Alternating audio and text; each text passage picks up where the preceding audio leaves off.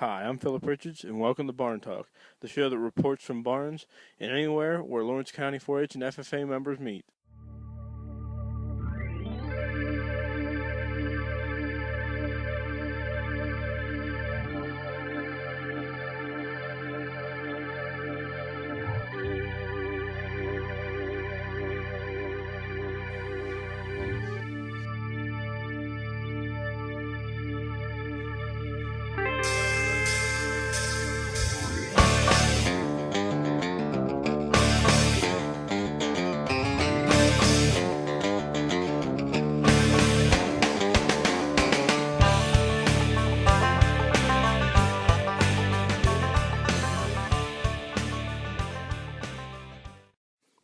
You may think it's easy to show goats or to have goats, but it's not. The Lawrence County 4-H and FFA members spend countless hours training their goats to lead and grooming them to make sure they look their best for the show. Not to mention the time spent on the 4-H and FFA record books, but in the end, their time is well spent, learning the benefits and responsibilities of owning their own animals. I've seen this through both ways, as being FFA president for the Laurel High School and Neat Kids Goat Club 4-H president. Have you ever wondered how many breeds of goats there are? Well, in this episode of Barn Talk, we're going to figure that out, because this episode is devoted to goats and the Lawrence County 4-H and FFA members that show them and take care of them. So let's get started.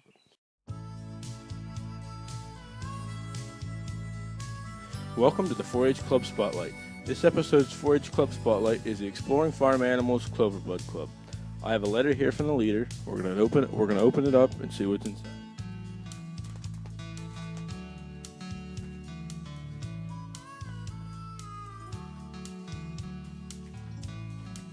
We asked the club leader, Brittany, a series of questions about the club and her 4-H memories. We asked her, what is the Cloverbud Club all about? She explained, the Exploring Farm Animals Cloverbud Club gives children under the age of 8 a chance to be a part of a 4-H program. They have a meeting once a month. Each meeting covers a different species of livestock: beef and dairy cattle, hogs, sheep, meat and dairy goats, rabbits, and horses.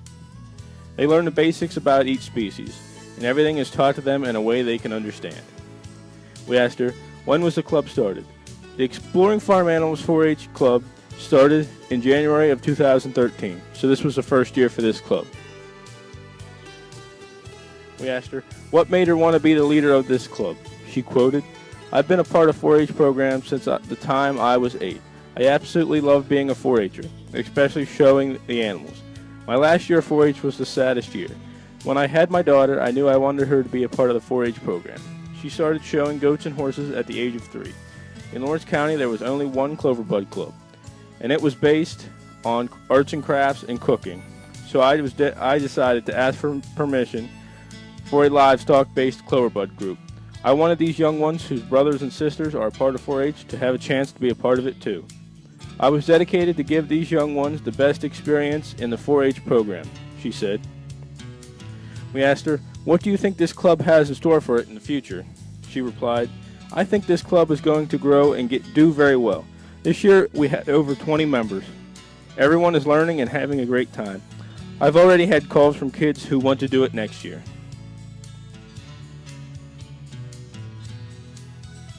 We asked her, what is your favorite 4-H memories from when you were a kid? She replied, the fair. I love staying and showing at the fair. I learned so much about the animals, showing, and responsibilities.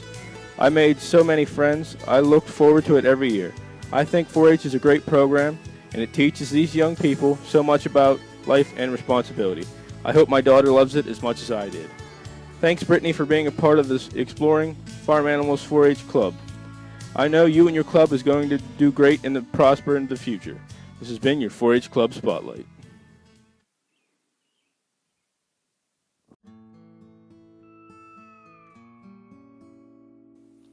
This episode's star 4-H member is Sarah Smith. She is in the Neat Kids Goat Club, the Trailblazers Horse Club, the 4-H Photography Club, and the 4-H Teen Council. We asked her a few questions about her years in 4-H.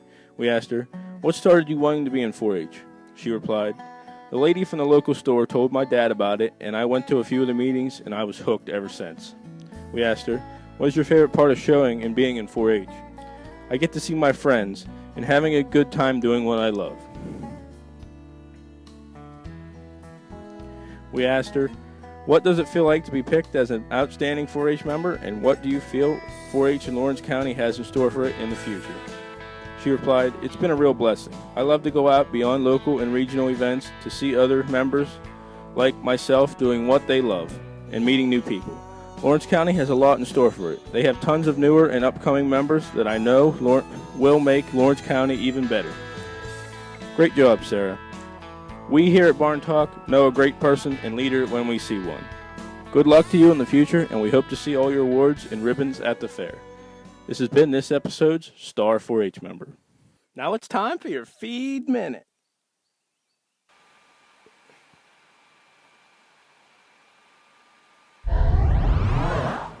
Hi, Dr. 4-H'er here. I just got back from the time warp. I came from a horrible place. It was the 1930s, and there was dust and drought everywhere. There was no hay for any animals to eat.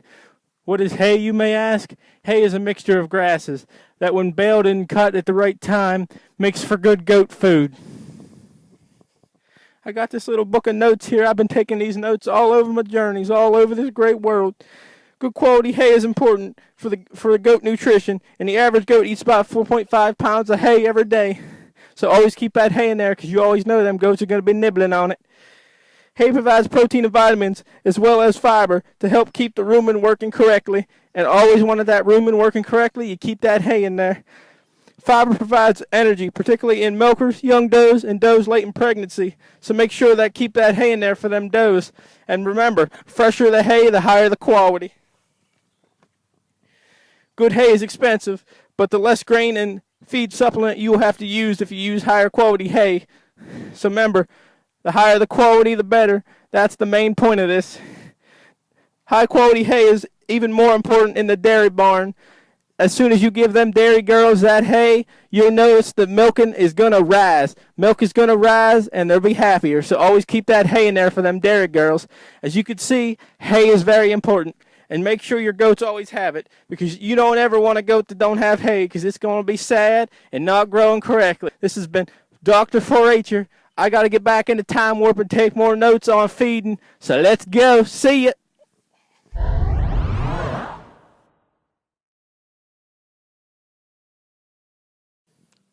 The Ravasky Family Dairy Farm has been in the family for 75 years. This sprawling 200-acre farm is home to Jenny and Shelby Ravasky, along with their family and animals. Jenny and Shelby have been both involved in 4-H and FFA for many years, showing their market and dairy goats at the fair.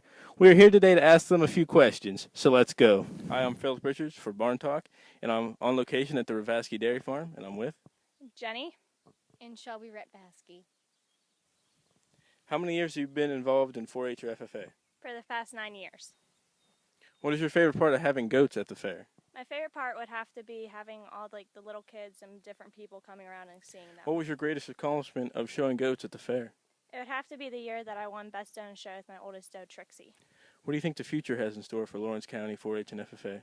I think it'll grow in quality as the number of kids showing and exhibiting different things rise. How long have you been involved in 4-H or FFA? I've been showing for 8 years. What is your favorite part of showing goats at the fair? Having a good quality competition with everyone. What was your greatest accomplishment of showing goats at the fair? Winning Best Udder and Best Doe in the same year with my goat, Diamond. What is your favorite type of goat to show, meat or dairy? Definitely dairy. Dairy for me, too. How many goats do you have in all? In all, we have 51, but we have about 19 boar goats, 14 or so dairy goats, and about 20 kids. When did you get your first goats? I got my first 2 goats for my 11th birthday. When I was 10 years old. What advice would you give to any member starting out? My advice would be just don't stress over it, and winning isn't everything, so enjoy having your goats. Have fun with them and make the most of everything with the little kids. They don't stay little forever. Thanks for having me, girls. And this has been Philip Richards for Barn Talk, reporting on location at the Ravasky Dairy Farm.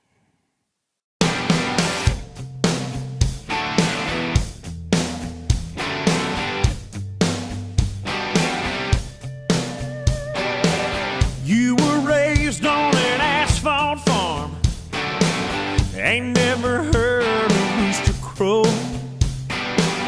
Ever walked barefoot by a river, felt the mud up between your toes. You never rolled in the hay, you never thrown it in four-wheel. Climb up on in here, girl, let me show you how country feels.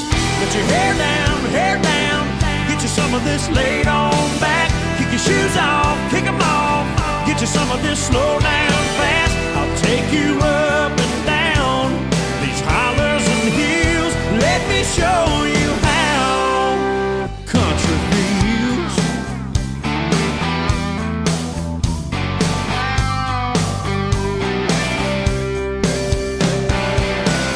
You ever watch the sun go down from the bed of a pickup truck?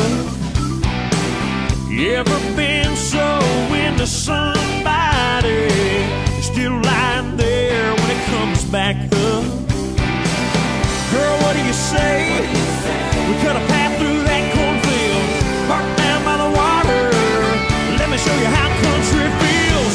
Let your hair down, get you some of this laid on back. Kick your shoes off, kick them off, get you some of this slow down fast. I'll take you up and down these hollers and hills. Let me show you how country feels.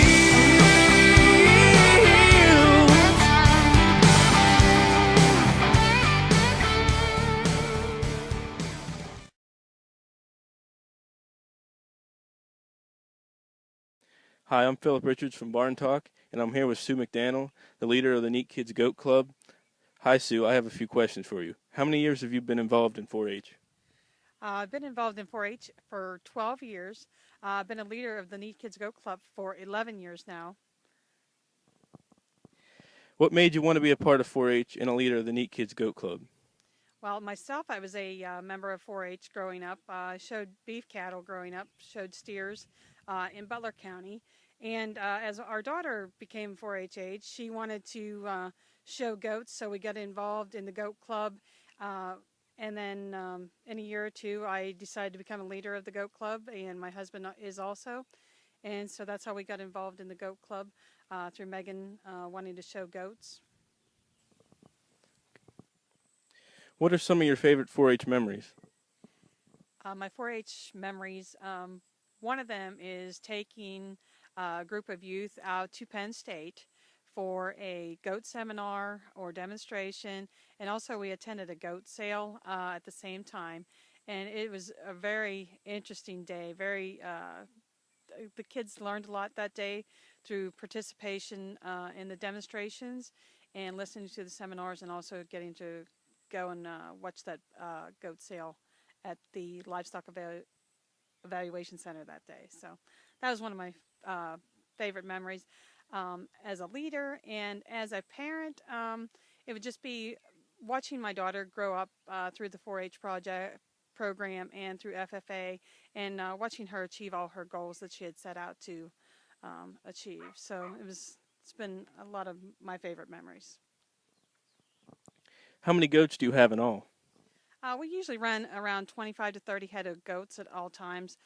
In the spring, those numbers will fluctuate a little bit because we have so many kids coming in the spring, and then we sell those kids a lot as 4-H projects for market goats and whatnot. So our numbers, like I say, usually run around 25 to 30 head at all times. What is your favorite breed of goat? Well, my dairy breed would be the Lamaches. We really like Lamaches for their good production and high butter fat. A lot of the big goat dairies will have Lamaches in throughout their herd because of the high butter fat content, so it boosts their butter fat. And I like the Boer goats for their meat goat qualities, and for the make good projects for the 4-H kids. Thanks for having me, Sue. This has been Philip Richards for Barn Talk, reporting live on location at the McDaniel Family Farm. Goat's milk can be made into many different products, like drinking milk, yogurt, fudge, and cheese, as well as many other dairy products. Goat's milk, because of its taste, is a natural cow's milk substitute in the cheese-making process. Goat's cheese is higher in level of protein than cow's milk cheese. Goat's milk is a mild skincare alternative to chemical products as well. Skincare products that contain goat's milk use lactic acid to exfoliate the skin. Products like soap, lotions, milk baths, lip balm, and body washes can be made from goat's milk, as long as many other skincare products. As well as using the goat's milk, we can also use many cuts of meat from the goat, such as ground goat meat, goat ribs, goat meat for stew, and goat chops, as well as many other cuts. Goats provide the principal animal protein for much of the third world countries and developing nations. 3/4 of all the goats in the world are located in developing nations and areas of the world. Worldwide, goat meat is an important source of protein. Goats are inexpensive to maintain, and goat meat is lower in fat and calories than beef, chicken, pork, or lamb. Goats were one of the first animals to be herded by people, and were being herded over 9,000 years ago. There are over 210 breeds of goats in the world, and over 450 million goats in the world. As you can see, goats are one of the most important livestock on this earth. Thanks for watching this episode of Barn Talk. Stay tuned for the next episode, which is about horses and the Lawrence County 4-H and FFA members that care for them and show them. This has been Philip Richards for Barn Talk, saying thanks for watching.